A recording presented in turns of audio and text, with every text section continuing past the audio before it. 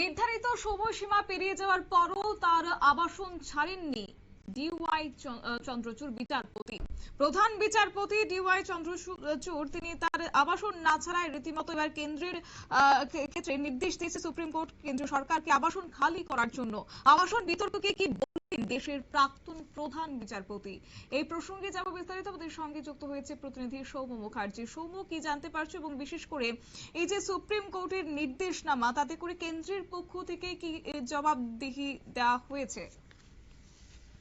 দেখো, যেটা জানা গেছে যে গত বছর 10ই নভেম্বর সুপ্রিম কোর্টের প্রধান বিচারপতি পদ থেকে অবসর নিয়েছিলেন ডিওয়াই চন্দ্রচূড়। কিন্তু তারপর থেকে 8 মাস কেটে গেলেও এখনো পর্যন্ত দেশের প্রধান বিচারপতির জন্য নির্দিষ্ট যে সরকারি আবাসন সেখানেই তিনি থাকছেন। আর সেটা খালি করার জন্যই এবার কেন্দ্রীয় সরকারকে সরাসরি চিঠি দিয়েছে শীর্ষ আদালত। গত 1 জুলাই কেন্দ্রের নবায়ন মন্ত্রককে সুপ্রিম কোর্ট এই বিষয়ে চিঠি পাঠিয়েছে।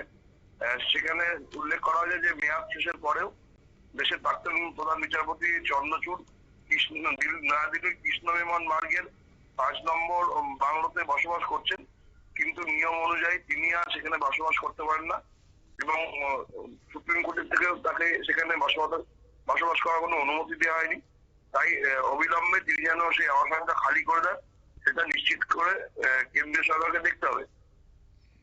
দেখো শতাব্দী, কৃষ্ণ বিমান মার্গের যে টাইপ 8 বাংলো রয়েছে সেই বাংলোটি দেশের সুপ্রিম কোর্টের প্রধান বিচারপতিদের জন্য সংরক্ষিত থাকে এবং তারা অবসরের পরে টাইপ 6 বাংলোতে থাকতে পারেন।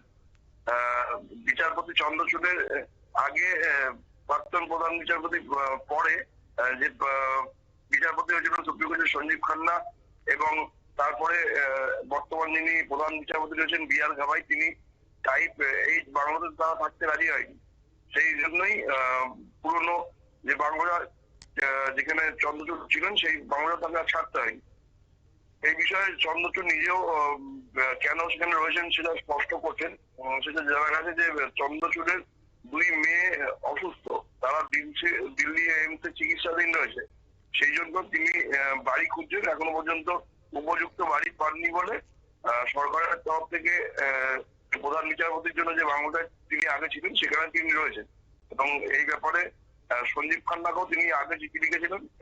সঞ্জীব খান্না যখন প্রধান বিচারপতি ছিলেন তিনি বিআই চন্দ্রচূড়ের আবেদন মেনেছিলেন এবং তারপরে 30শে এপ্রিল পর্যন্ত তাকে প্রধান বিচারপতির জন্য নির্দিষ্ট আবাসনে থাকার সময়সীমা দেওয়া ছিল এবং বি.আর. গাভাইকেও তিনি বসবাসের জন্য যে মেয়াদ বৃদ্ধি তার জন্য মৌখিক আবেদন করেছিলেন। সেই আবেদনও বি.আর. গাভাই রেখেছিলেন, কিন্তু সেই টাইমও পেরিয়ে গেছে। তাই এখনই বাংলো খালি করার জন্য সুপ্রিম কোর্ট কেন্দ্রীয় সরকারকে নির্দেশ দিয়েছে। কিন্তু চন্দ্রচূড়ের জন্য যে টাইপ 3 বাংলো নির্দিষ্ট করা হয়েছে সেইখানে মেরামতির কাজ চলছে বলে চন্দ্রচূড় সেখানে যাননি। সেখানে কাজ শেষ হলেই তিনি সেখানে চলে যাবেন বলেছেন।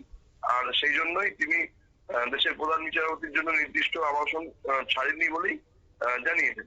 শতাব্দী, ধন্যবাদ।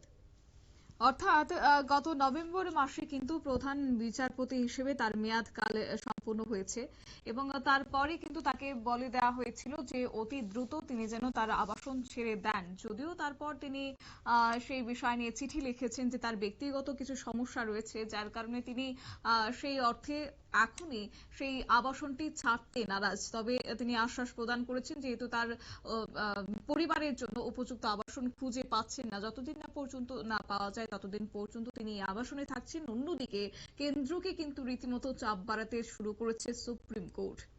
নিয়ে ছোট্ট একটি বিজ্ঞাপন বিরতির সঙ্গে থাকুন।